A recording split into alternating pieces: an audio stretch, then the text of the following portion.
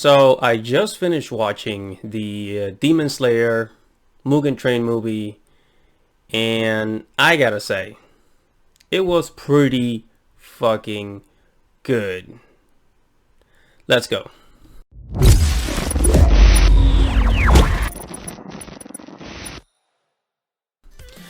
What is up, guys? This is your boy Andy Matrix. Welcome to Andy Arts TV, where I talk about anime, movies, video games, geek culture, Japanese culture, and a whole bunch of bullshit, because that's what I'm good at.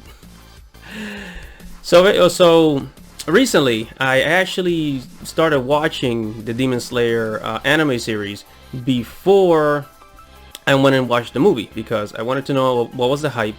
I mean, I knew that it was selling like I actually wrote an article on my website about how Demon Slayer sold 100 million copies, both paperback and digital, and basically beat the entire American comic book industry. I mean, I keep saying this again and again and again, but American comic books, the superhero stuff, it doesn't sell in the millions. It really doesn't. But when it comes to manga sells in the tens of millions. It's actually, I'm not even mad. That's amazing. You know, in the seven-figure digits, 8-figure digits, 9-figure digits. I mean, I wouldn't be surprised if like anime, you know, if some manga reaches 1 billion sales soon, because it's just so good. It's just so big. You know, 100 million sold. I mean, that's huge. No comic book has ever made it that far. But anyways, we're not here to like talk smack about the American comic book industry. We're here to talk about Demon Slayer. And, you know, after I finished watching the anime, I knew that, of course, it was gonna continue with the, you know, was gonna continue in the movie, right? Because if you watch the anime, and spoiler alert, if you watch the anime, you know, they get on a train. Right, they get on a train, and then the last episode was episode 26. It stops right there. Season 1 stops right there, right? Poof. And then the movie is called Mugen Train, so of course it's gonna take place in the train. However, I was a little disappointed that the entire movie took place in the entire fucking train. Don't get me wrong, it was a good movie, but I didn't expect it to, the entire movie to take in the fucking in the train. I was thinking, you know, they were gonna go, you know, maybe like 30-40 minutes in the train, and then they get off and then they go to some other town, find some more demons. Well, the entire movie was there. Now, it doesn't take away from the movie. It's just kind of like a personal problem I had. Like, yeah, it's called Mugen Train, but fuck, you don't have to make the whole fucking story in the train. That being said, it was really good. It was really good. And anime, not just Demon Slayer, but anime, they always do this thing. I don't know if it's like if it's part of Japanese culture, but they always do this thing where like they always dive deep into the characters' memories. And you'll see this in Japanese franchises like Final Fantasy, Kingdom Hearts, and other anime. They always dive deep into the subconscious, and that's what they did here in this movie. And that was one of the things that kept me watching the movie. Just this subconscious, traveling through the subconscious. I love things like that. Things that have to do with like traveling through the mind. It's just so amazing to me. I like psychological things. I like philosophical stories.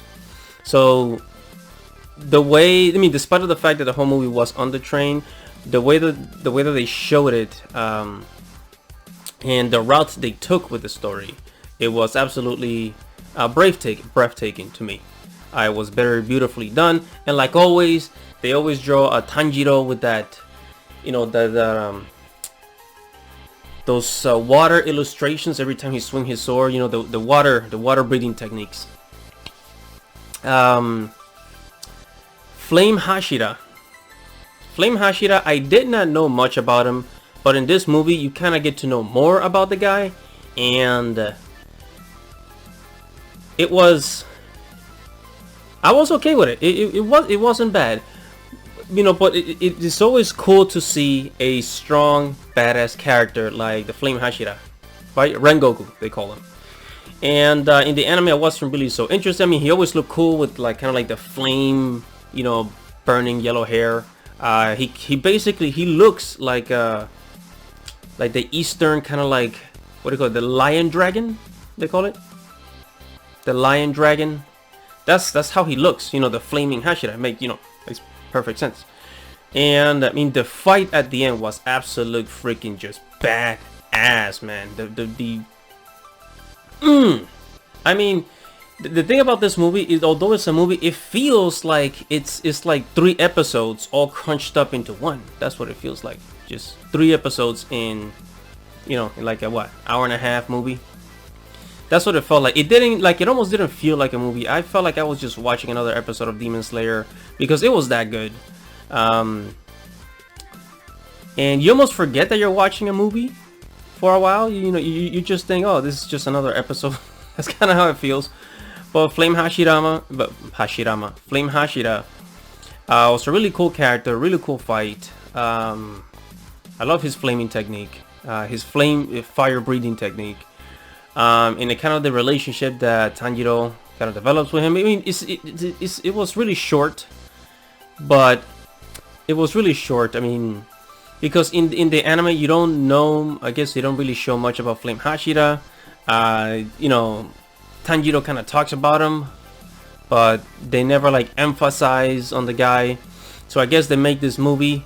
The movie was not made for Hashira, but I'm not gonna spoil it. But he takes a huge role in this movie, seriously.